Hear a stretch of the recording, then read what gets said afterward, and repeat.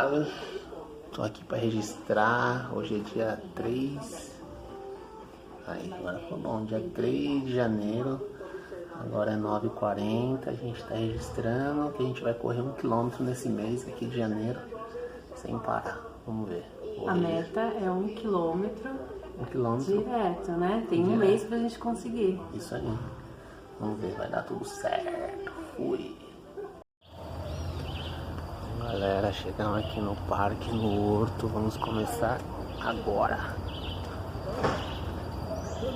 essa maratona aí.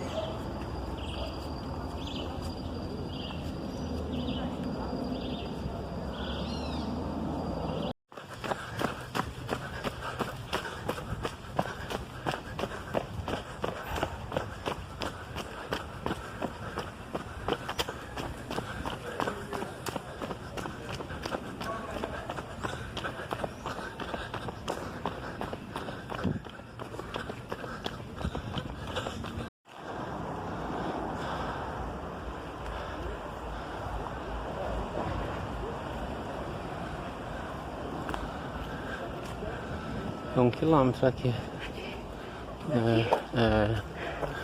Já que a gente já sabe.